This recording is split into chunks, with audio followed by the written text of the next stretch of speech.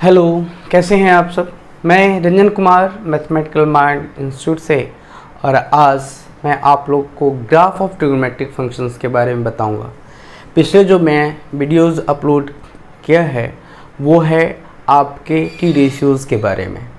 T ratios की मैंने formula derivations किया, उसके ऊपर कुछ एग्जांपल्स बताए कि हम क्वेश्चन सॉल्व कैसे करते हैं। और टी रेशियोज़ बहुत ही इंपॉर्टेंट है, उसको आप लोग ज़रूर लगाएंगे, क्वेश्चन सॉल्व करेंगे, क्योंकि वो इतना इम्पॉर्टेंट है कि उसमें से हर एक साल 2 से 3 क्वेश्चंस या उससे ज़्यादा भी आईआईटी फाउंडेशन, आईआईटी जेईई के एंट्रेंस एग्जामिनेशन में आता है। इसलिए वो चैप्टर बहुत ही इम्पॉर्टेंट हो जाता है। ये जो टी रेशियोज़ मैंने बताए हैं, मैं टोटल क्वेश्चंस आपको एक्सप्लेन करूँगा। जेईई के पूछे हुए क्वेश्चंस जो इस बार आएंगे एग्ज़ाम में, उसको पक्का भी मैं क्वेश्चंस मैं बताऊंगा। और पहले जो जितने भी ईयर्स में, प्रीवियस ईयर्स में क्वेश्चंस पूछे गए थे, उस क्वेश्चंस को भी मैं सॉल्व करूंगा और आपको उसका वीडियो अपलोड करूंगा। लेकिन आज हम लोग ग्राफ जो है उस बहुत ही इम्पॉर्टेंट है। ग्राफ से काफ़ी क्वेश्चंस भी पूछे जाते हैं और क्लास 11th के फाउंडेशंस के लिए बहुत इम्पॉर्टेंट है, 12th के लिए भी, क्योंकि आप इन्वर्स ट्रिग्नोमेट्रिक फंक्शंस का ग्राफ जब पढ़ेंगे, वह जो बेसिकली डिपेंड करता है ग्राफ ऑफ ट्रिग्नोमेट्रिक फंक्शंस के ऊपर ही। तो अगर आप ये नहीं समझे रहेंगे तो आप क्लास 12th के ट्रिग्नोमेट्रिक इन्वर्स फंक्शंस के ग्राफ को आप नहीं समझ पाएंगे। तो ये ज़रूरी है कि ग्राफ का कंस्ट्रक्शंस ट्रिग्नोमेट्रिक फंक्शंस में कैसे होता है वो आप सीख लें, अच्छे से सीख लें। तो वीडियो स्टार्ट करने से पहले मैं आप लोग से एक रिक्वेस्ट ज़रूर करूँगा कि आप सारे जितने भी मेरे व्यूअर हैं, जो मेरे व्यूज़ करते हैं, जो मेरे जो स्टूडेंट्स हैं, जो इनके जो आपके जो दोस्त हैं जो सफ़र कर रहे हैं, वो गांव में हैं और वो सफ़र कर रहे हैं, उनको वो उन्हें बताइए कि आप जो है चैनल्स ज़रूर देखिए। यूट्यूब के थ्रू आप बहुत सारे सिस्टम डेवलप हो गए हैं जहां पर आपको हर चीज़ कंटेंट मिल जाएगा स्टडी करने के लिए। बस आप पढ़िए, आपको पढ़ना ज़रूरी है, इसलिए आप पढ़िए। कंटेंट कहीं से भी लिया जा सकता है, पढ़ा कहीं से भी जा सकता है, बशर्ते पढ़ने की जो होनी चाहिए वो चाहत होनी चाहिए। दूसरी बात कि आप जब पढ़ेंगे तो आपकी जो वीडियो अगर आपको समझ में नहीं आती है तो आप कमेंट ज़रूर करेंगे। कमेंट करने से अगर कोई प्रॉब्लम है, वो समझ नहीं पा रहे हैं, या कहीं जो मैं एक्सप्लेन मैंने कर दिया और उसको समझ में आपको नहीं आ रही है, तो आप कमेंट सेक्शन में जब लिखेंगे तो उस कमेंट सेक्शन से मैं ज़रूर उसका आंसर करूँगा और 100% मैं कमेंट सेक्शन का जो गिवन जो क्वेश्चंस क्वेरी होंगे वो मैं उसका आंसर ज़रूर करूँगा। तो चलिए, मैं ज़्यादा वक्त अब नहीं लेते हुए आपको ग्राफ ऑफ ट्रिग्नोमेट्रिक फंक्शंस के बारे में बताऊँगा। तो सबसे पहले आप यहाँ पर जान लें कि जो मैंने पिछले क्लास के जो क्लास लिए थे, उसके जो वीडियोज़ अपलोड मैंने किया था, तो उसमें आपको मैंने क्या बताया था, पीरियड बताया था। और पीरियड बहुत इंपॉर्टेंट हो जाता है। जैसे कि मैंने बताया था कि साइन और कोसाइन, आपको जो पीरियड बताया था, पीरियड आपका क्या होता है, पीरियड होता है f of x plus t is equals to f x, ये होता है। तो इसमें ये आपका क्या है, पीरियोडिक फंक्शन है। ये आपका क्या है, पीरियोडिक फंक्शन है। और इसमें मैंने ये भी बताया था इवन और ऑड फंक्शंस के बारे में मैंने आपको बताया था। तो इसका बहुत इम्पोर्टेंस है ग्राफ में, ट्रिग्नोमेट्रिक फंक्शंस के ग्राफ में। इसलिए मैं इसको फिर से एक बार रिपीट कर देना चाहता हूँ कि अगर आप ये समझते हैं कि कोई periodic function f of x plus t is equals to क्या है, एफ एक्स है, तो अगर ये ऐसा है तो आप लोग समझेंगे कि साइन एक्स और साइन एंड कोसाइन का जो पीरियड होता है, पीरियड ऑफ, मैं लिखूंगा इसमें, period of sine and cosine, sine and cosine, इसका जो पीरियड होता है वो आपका 2 पाई होता है। और आपका बाकी सब का, अगर साइन का पीरियड आपका 2 पाई है, कोसाइन का पीरियड 2 पाई है, और tan का पीरियड ही एकमात्र ऐसा होता है जिसका जो पीरियड होता है वो पाई होता है। एंड यहाँ पर end period of tangent is equals to pi. अब इसके जरा इन्वर्स में चले जाइए, तो साइन का जो इन्वर्स होता है वह आपका रेसिप्रोकल क्या होता है, कोसेक होता है, कोसिकेंट पढ़ते हैं, और इसको क्या बोलते हैं, सीकेंट एंड यहाँ पर ऐसे सीकेंट। अब इसका भी पीरियड और इसका भी पीरियड क्या होगा, 2 पाई होगा। जब इसका 2 पाई है साइन और कोसाइन का, तो इसके जो इन्वर्स कोसिकेंट हैं या सिकेंट है, इसकी पीरियड क्या होगी, 2 पाई होगी। एंड पीरियड ऑफ कोटेंजेंट, इसकी जो पीरियड होगी यह भी पाई होगी, राइट। तो आपको ये समझना होगा कि आपको ये बात अच्छी तरह से दिमाग में रखना होगा अगर कुछ आ जाता है तो। अगर ये आप समझ गए कि साइन और cosine, tangent, cosecant and secant और कोटेंजेंट, इसके जो पीरियड होते हैं वो पीरियड आपके क्या होंगे, 2 पाई होंगे, एक्सेप्ट टेंजेंट एंड कोटेंजेंट। यही 2 हैं जिसकी पीरियड जो होती है वह पाई होती है। अदरवाइज आपके जो साइन, कोसाइन, कोसिकेंट, सिकेंट के जो पीरियड होंगे वो आपके क्या होंगे, 2 पाई होंगे। ये दिमाग में आपको रखना है। अब अगर आपसे कोई पूछे कि अगर ये बताइए कि साइन और कोसाइन का डोमेन क्या होता है, तो आप क्या बताएंगे कि साइन का डोमेन क्या है। तो साइन का डोमेन हमेशा याद रखेंगे कि रियल नंबर होता है, कोई भी वैल्यू हम लोग ले सकते हैं, और जो रेंज होता है वह मैक्सिमम, इसका जो रेंज होता है वो आपका -1 से कहाँ होगा, 1 पर होगा। तो मैं पहले इसको एक्सप्लेन कर दे रहा हूँ, तब मैं इसके ग्राफ प्लॉट करना बताऊंगा, और इसके बाद मैं इसके जो यह इंक्रीजिंग फंक्शन, इसको सबसे पहली बात कि इसको रिस्ट्रिक्ट किया जाता है एक टाइम पीरियड में, एक इंटरवल में। जैसे कि अगर आप देखेंगे जब मैं ग्राफ प्लॉट करूंगा तो उसमें समझाने का प्रयास करूंगा कि फंक्शन कहाँ पर मैक्सिमम इंक्रीज कर रहा है, फंक्शन कहाँ पर डिक्रीज कर रहा है, और किस वजह से कर रहा है, ये आपको समझ में आना चाहिए।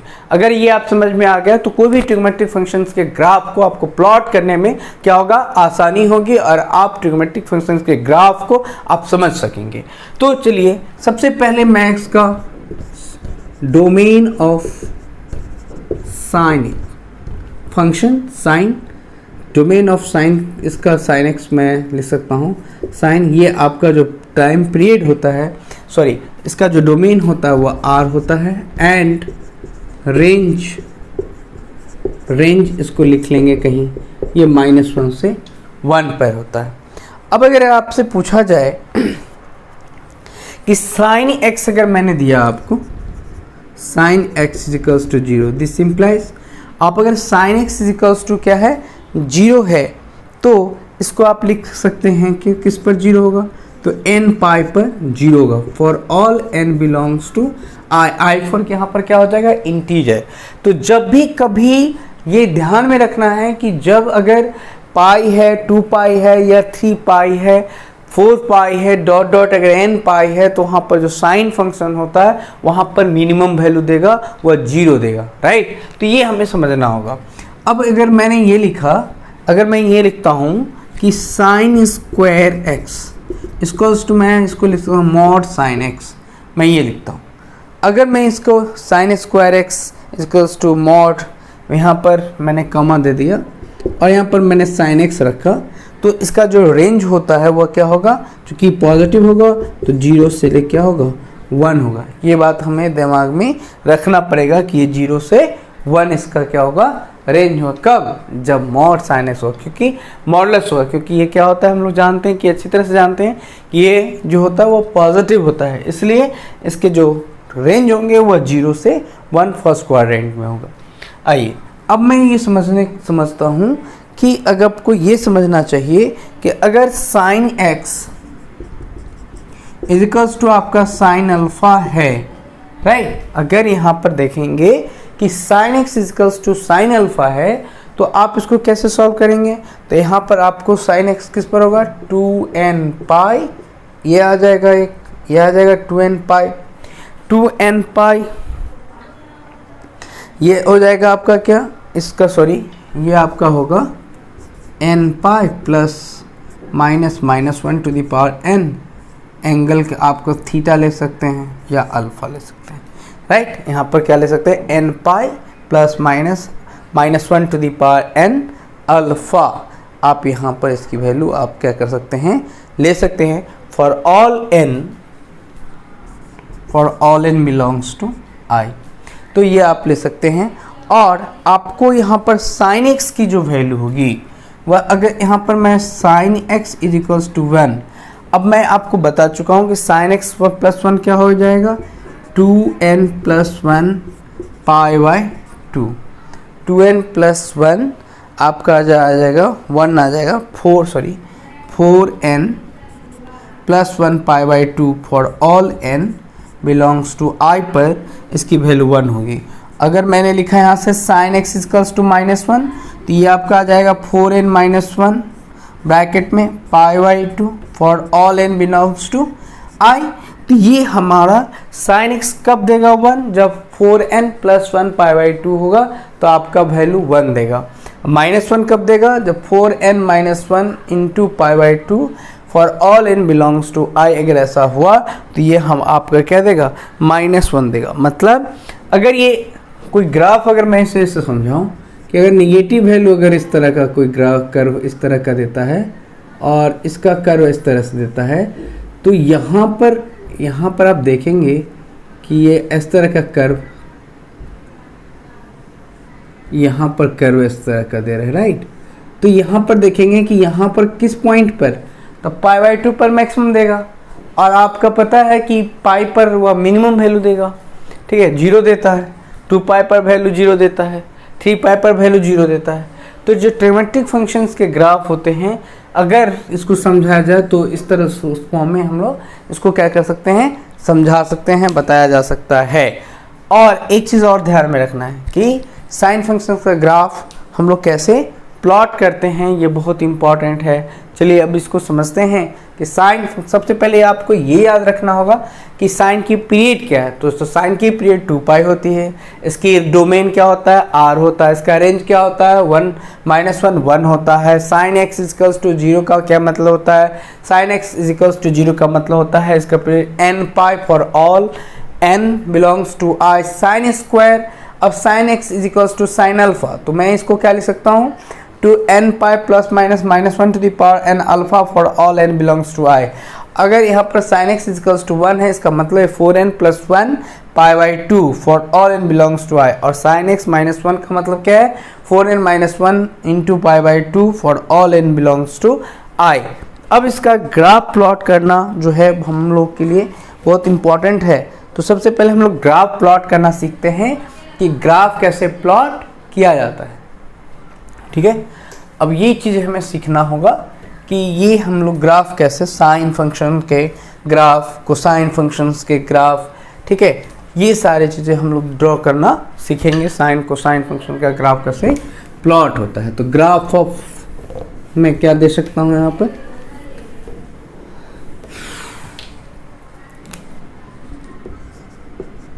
Graph of sine function, right, sine function. अब हमें ग्राफ साइन फंक्शन की प्लॉट करनी है, तो सबसे पहले हमें क्या करना होगा? तो मैंने लिखा यहाँ पर y equals to sine x, लिख दीजिए, सिंपल है। अब आप यहाँ पर ग्राफ प्लॉट करने से ज़्यादा अच्छा एक टेबल बना लें पहले, ताकि आपको ग्राफ प्लॉट करने में ना आसानी हो जाए। तो आप अगर यहाँ पर x लेते हैं तो यहाँ पर क्या लिखेंगे आप? साइन x लिखेंगे। अगर 0 लेंगे तो साइन 0 पर 0 देगा। अगर आप यहाँ पर पाई बाई पाई लेते हैं तो इसकी वैल्यू, अगर पाई बाई 2 लेते हैं तो ये पाई बाई 2 पर क्या हो जाएगा? ये 1 हो जाएगा। और अगर आप पाई लेते हैं तो इसकी वैल्यू 0 हो जाएगी। अगर आप यहाँ पर इस पर 3π/2 लेते हैं तो ये इसकी वैल्यू क्या हो जाएगी 1।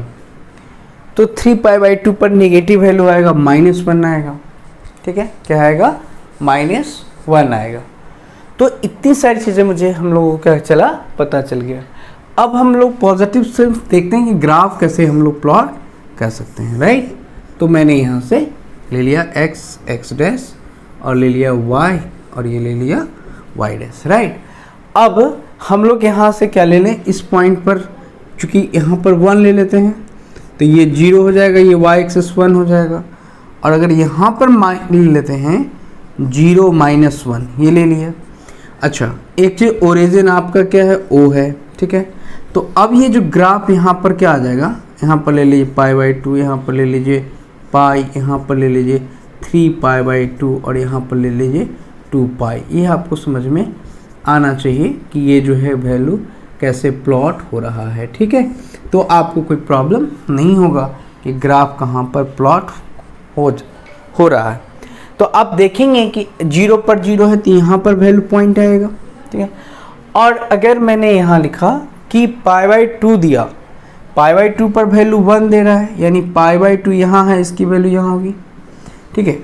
तो अगर तो इसका मतलब ये हुआ कि वैल्यू यहाँ से आएगा और पाई पर डिक्रीज कर रहा है, यहाँ से यहाँ से क्या आएगा, ऐसे आएगा। और फिर ये इस पर मिनिमम वैल्यू देगा 3π/2 पर, और ये यहाँ से क्या होगा, ये इसके ग्राफ प्लॉट हो जाएगी, ठीक है। तो इसका ग्राफ प्लॉट हुआ इस तरह का ग्राफ प्लॉट होगा, राइट।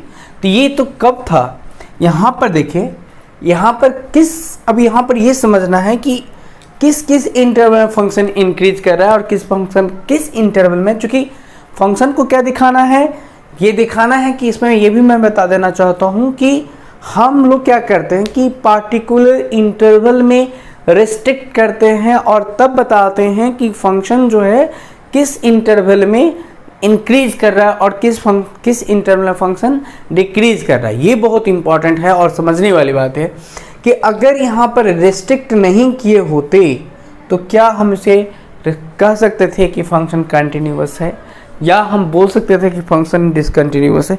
कुछ भी तो नहीं बोल सकते। क्या ये हम इंक्रीजिंग बोल सकते थे? नहीं, पूरे फंक्शन को नहीं बोल सकते, ये गलत हो जाएगा, ठीक है। कोई भी फंक्शंस को ये नहीं बोला जा सकता या नहीं कहा जा सकता कि साइन फंक्शन जो है वह इंक्रीजिंग फंक्शन, नहीं, गलत हो जाएगा। एक खास पार्टिकुलर इंटरवल में हम बोल सकते हैं ऐसा कि साइन फंक्शन जो है वह इस दैट इंटरवल, मतलब अगर यहाँ पर फंक्शन इंक्रीज कर रहा है, इस पॉइंट पर फंक्शन क्या हो रहा है, इंक्रीज कर रहा है, यानी यहाँ से π/2 पर फंक्शन क्या हो रहा है, इसकी वैल्यू 1 आ रही है। तो π/2 पर वैल्यू 1 आ रहा है, π/2 पर वैल्यू क्या आ रहा है, 1 आ रहा है ना, 0 1। मैं यहाँ से लिखता हूँ π/2 पर, तो π/2 पर आपका यहाँ पर मैक्सिमम वैल्यू दे रहा है मैं लिख दे रहा हूँ π/2 1। तो π/2 पर 1 में मैक्सिमम वैल्यू दे रहा है, तो इसका क्या मतलब हुआ, इस पर मैक्सिमम वैल्यू दिया। अब यहाँ पर जैसे ही पाई आया ये वैल्यू 0 हो गया, यानी यहाँ पर इस पॉइंट पर फंक्शन डिक्रीज किया।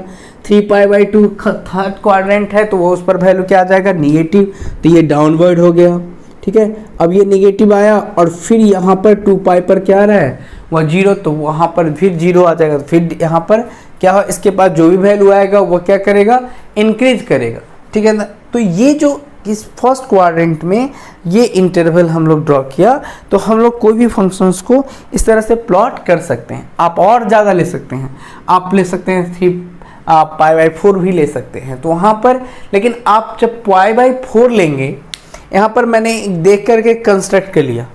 आप अगर देखेंगे तो अगर आप लेते हैं साइन की π/2 के अलावे अगर मैं 30 डिग्री लेता हूँ तो 1/2 आएगा, वो भी क्या कर रहा है, 0 और 1 से छोटा होगा, 0.5 आएगा। π/4 पर ऐसा आ रहा है, π/6 पर हम लोग बोल सकते हैं 30 डिग्री है तो वो 1 से छोटा ही होगा, 0.5 होगा। अगर मैं यहाँ से ले जाऊँ 60 डिग्री पर ले जाऊँ तो साइन 60 डिग्री √3/2 होता है। तो √3/2 1 पॉइंट समथिंग और 2 से डिवाइड करूँगा और छोटा हो जाएगा, राइट। थोड़ा 1.5 से बड़ा होगा लेकिन उससे छोटा, लेकिन वह कहाँ रहेगा, 1 से तो छोटा ही होगा ना। तो ये इसलिए फंक्शन क्या हो रहा है, ये डिक्रीज कर रहा है।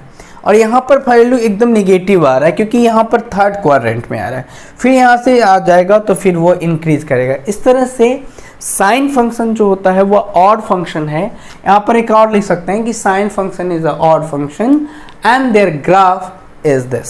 सो आप समझ गए होंगे कि वैल्यू जो है मैंने, आप इसको चाहें तो और एक्सटेंड कर ले सकते हैं, आप इसको एक्सटेंड कर सकते हैं। तो आप यहाँ पर देखेंगे कि इसके जो वैल्यू होगा वो आपका ऐसे आएगा। यहाँ पर क्या लेंगे, यहाँ से -π/2 लेंगे, इस पर क्या हो जाएगा, -π हो जाएगा। तो ये जो वैल्यू होगा, ये यहाँ पर वैल्यू क्या हो रहा है, डिक्रीज कर रहा है।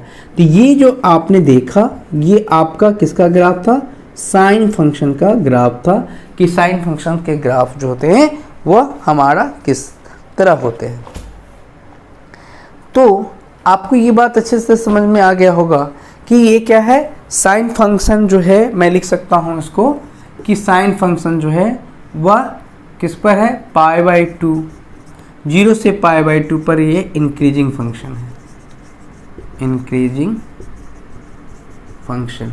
लेकिन अगर आपसे कहा जाए पाई से 2π के बीच में या पाई से 3π/2 के बीच में, तो अगर आप यहाँ से देखेंगे तो ये आपका 0 से, यहाँ तो निगेटिव वैल्यू आ गया लेकिन यहाँ से फिर क्या हो रहा है, इंक्रीज कर रहा है, यानी ये 0 आ रहा है तब भी वो इंक्रीज करेगा क्योंकि निगेटिव से पॉजिटिव जा रहा है।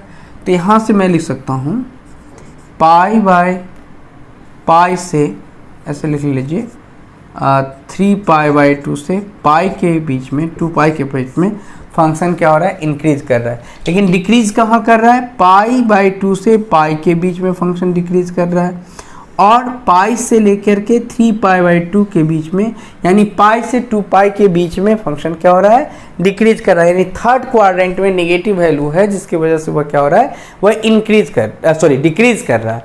तो ये इसके फैक्ट्स हैं।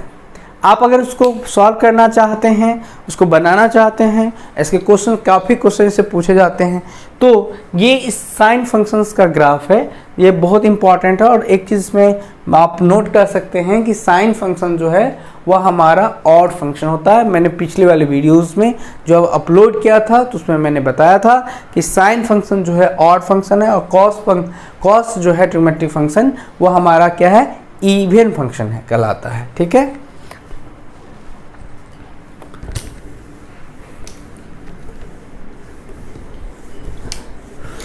अब मैं इसके ऊपर आपको एक एग्जांपल्स बताता हूँ कि क्वेश्चंस आप कैसे सॉल्व करेंगे, उसके ग्राफ को कैसे प्लॉट करेंगे। ये बहुत इम्पॉर्टेंट है और इसको आप लोग सॉल्व खुद कर सकते हैं। तो एक क्वेश्चन है, स्केच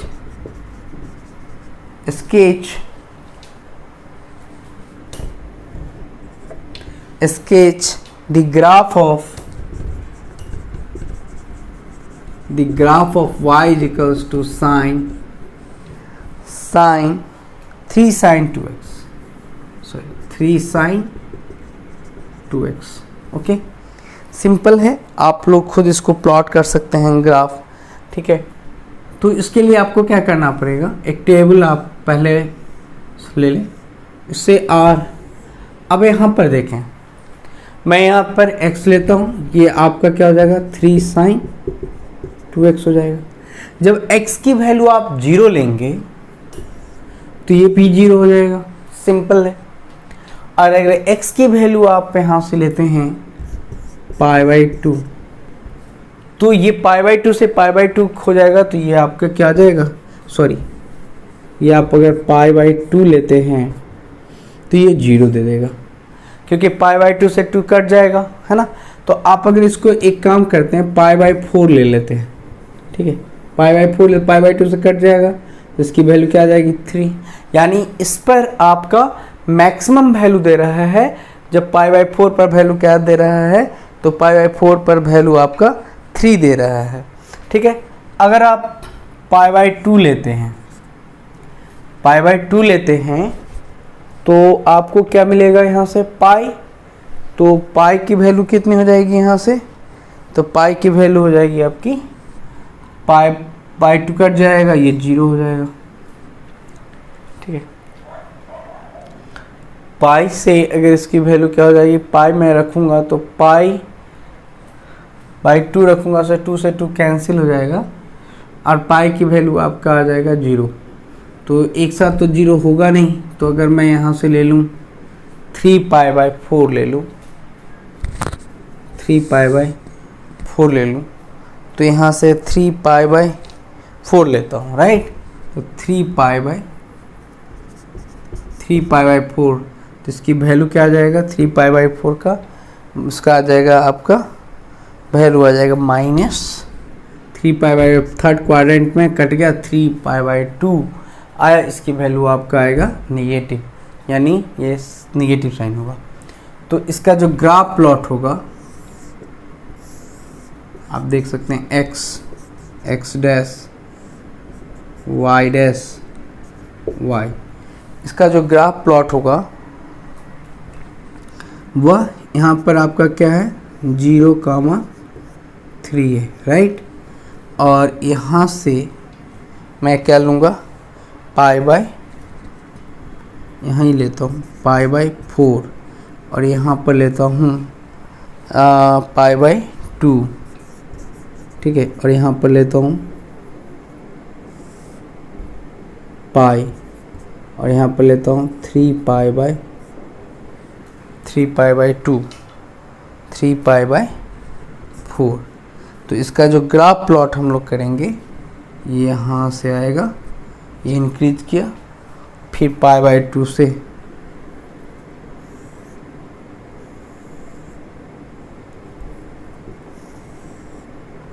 ऐसे जाएगा, और फिर इस तरह से पाई पर यह 3π/, और फिर यहाँ से आपका जो वैल्यू है पाई, इसके ऊपर से पास करते हुए हमारा ग्राफ प्लॉट हो जाएगा। तो आप कोई भी फंक्शंस के ग्राफ को प्लॉट कर सकते हैं, बसन आपको करना क्या होगा, वैल्यू पुट कर लें उसके और वैल्यू निकाल लें, और वैल्यू निकालने के बाद उसको x कोऑर्डिनेट पर y कोऑर्डिनेट पर फिक्स कर लें और इसके बाद ग्राफ प्लॉट कर लें।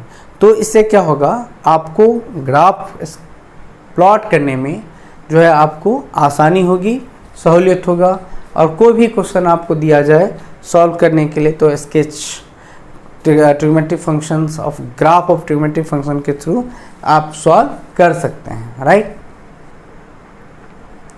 आप सॉल्व कर सकते हैं। नेक्स्ट आप हम लोग का क्या आता है, तो हम लोग डिस्कस करेंगे कॉस फंक्शंस के बारे में, ठीक है। तो आपका कॉस फंक्शन बहुत ही इम्पोर्टेंट है, और ग्राफ ऑफ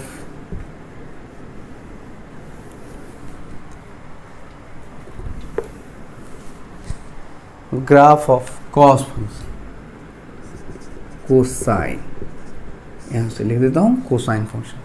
तो सबसे पहले इसके हम लोग क्या जानने का प्रयास करेंगे, तो प्रयास ये रहेगा कि आप लोग को कोसाइन फंक्शंस के डोमेन रेंज आपको बता दिया जाए, y equals to f x इजिकल्स to cos x, ठीक है, ये हो गया। अब सबसे पहली बात कि ये जो कॉस फंक्शन है, कॉस फंक्शन को हम लोग क्या कहते हैं, कोसाइन कहते हैं, और कोसाइन फंक्शन का डोमेन हमें क्या पता होना चाहिए। तो सबसे पहले इसके बारे में, फंक्शन है तो उसके डोमेन की बात करेंगे, उसके रेंज की बात करेंगे। तो कॉस एक्स डोमेन ऑफ, यहाँ पर मैं लिखूँगा domain of cos x is equals to r and range of cos x is equals to -1 से 1, -1 से क्या हो जाएगा, 1 हो जाएगा। अच्छा, पहले भी बता चुका हूँ कि period of cos x cos is equals to क्या होगा आपका 2 पाई हो जाएगा, ये हमारा 2 निकला। तीसरा, आपको ये पता होना चाहिए कि cos x किस पर 0 होता है, तो आपको ये पता होना चाहिए 2n+1 π/2 पर for all n belongs to i पर cos क्या होता है 0 होता है, ठीक है। और 1 किस पर होता है ये भी आपको पता है, cos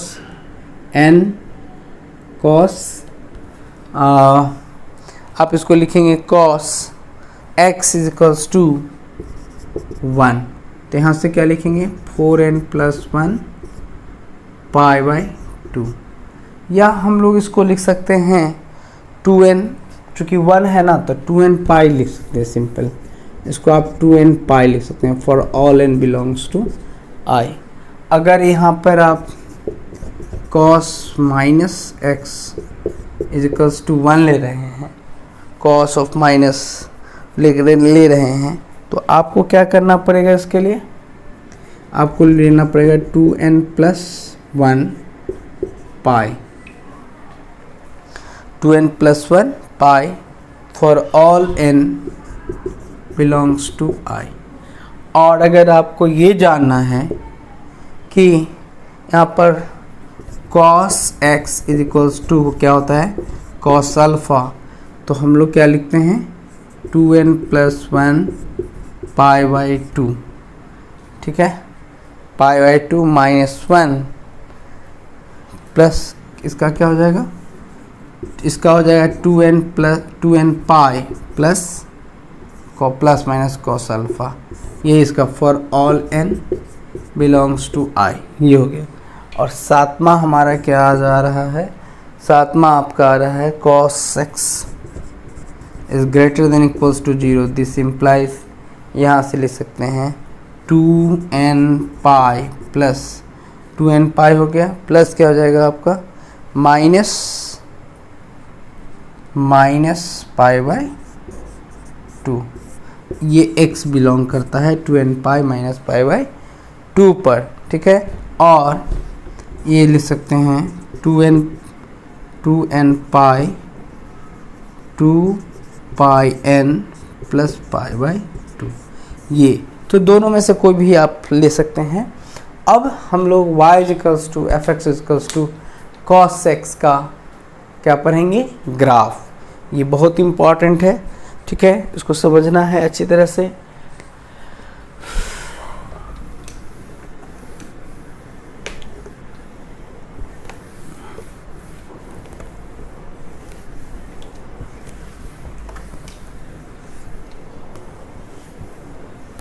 तो क्वेश्चन कहता है sketch the graph of y equals to cos x, ये हमें फाइंड करना है, ठीक है। तो सबसे पहली बात हमें क्या करना पड़ेगा, एक टेबल ड्रॉ करना पड़ेगा, ठीक है। यहाँ से क्या रखना पड़ेगा x cos x equals 0 y equals to 1, ठीक है, आपको पता है।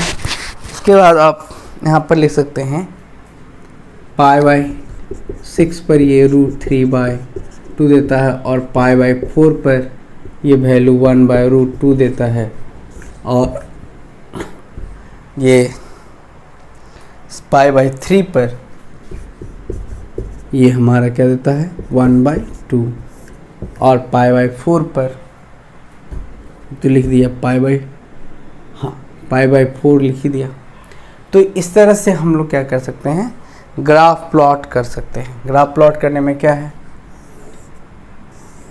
ये हमारा x हो गया, ये हमारा x डैश हो गया,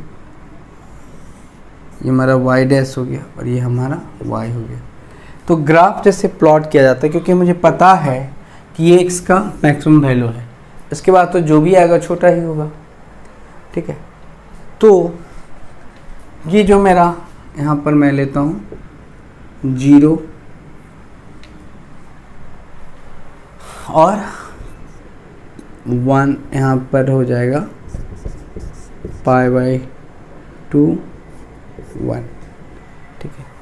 तो अब इसका इस पर यहाँ पर क्या आएगा π/2 आएगा, इस पर क्या हो जाएगा पाई आ जाएगा, इस पर क्या हो जाएगा 3π/2 आ जाएगा, यहाँ पर क्या आएगा -π/2, यहाँ पर क्या आएगा माइनस पाई और यहाँ पर क्या आएगा माइनस 2 पाई, राइट। तो ये इसका जो ग्राफ प्लॉट करेंगे हम लोग, थोड़ा सा इसको, ठीक है। तो यहाँ से हम लोग ग्राफ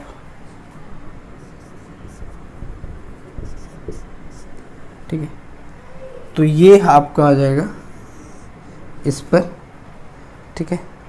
और यहाँ से वैल्यू क्या करेगा, डिक्रीज करेगा, और यहाँ से जब यहाँ से डिक्रीज ऐसे करेगा। तो इसका जो ग्राफ हम लोगों ने प्लॉट किया,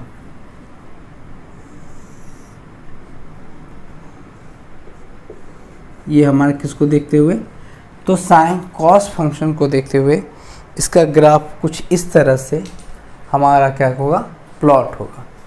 तो ये बहुत इम्पॉर्टेंट है, आप इस पर एक एग्जाम्पल भी कर सकते हैं, ठीक है। क्या कहता है क्वेश्चन, सो ध्यान से समझिए कि draw the sketch the graph of y equals to आपका हो जाएगा cos x, ठीक है। तो इसके ऊपर हम लोग क्या करेंगे, यहाँ से स्केच द ग्राफ ऑफ, यहाँ से लिखेंगे sketch the graph of y equals to 3 cos 2x, ठीक है। तो पहले आप टेबल बना लीजिए, उसके हिसाब से आप ग्राफ प्लॉट कर लेंगे। x की वैल्यू यहाँ पर क्या हो जाएगा, x यहाँ पर हो जाएगा cos 2x, ठीक है। तो अगर x की वैल्यू 0 है तो इसकी वैल्यू कितनी हो जाएगी, 1। तो 1 हो जाएगा तो इसकी वैल्यू आपका हो गया 3, ठीक है। अब अगर इसका वैल्यू अगर हम लिखते हैं π/4 तो π/2 हो जाएगा, π/2 तो इसकी वैल्यू 0 हो गई, ठीक है। तो ये हमारा π/4 हो गया। अगर मैं लिखूँ यहाँ पर, क्या लिखूँ, यहाँ से π/2 देता हूँ तो पाई दे देगा, π/2 देता हूँ तो ये -1 दे देगा, ठीक है। माइनस π/2 कट गया तो पाई हो जाएगा ना, यहाँ पर पाई से पाई कट जाएगा, पाई होगा तो माइनस क्या हो जाएगा, यहाँ पर 3 हो जाएगा। तो हम लोग क्या कर सकते हैं, इसका ग्राफ प्लॉट कर सकते हैं, x dash y dash y। तो इसके जो ग्राफ जो प्लॉट होगा वह कुछ कैसे आएगा, यहाँ पर तो आपका 0 3 है, तो हमको लगता है इसका ग्राफ कुछ इस तरह से प्लॉट होगा, ठीक है। तो ये बहुत, और एक तो डिसकंटिन्यूअस कहाँ पर होगा, तो हम लोग 2n+1 π/2 को बाहर कर देंगे, वह हमारा उसी पॉइंट पर क्या है, चूँकि वह पॉइंट ऑफ इन्फ्लेशन है, उसी पॉइंट पर डिसकंटिन्यूटी शो होगा, ठीक है। तो वीडियो अच्छी लगी हो तो इसे लाइक करें, कमेंट करें, अपने दोस्तों के बीच में शेयर करें। बहुत बहुत धन्यवाद।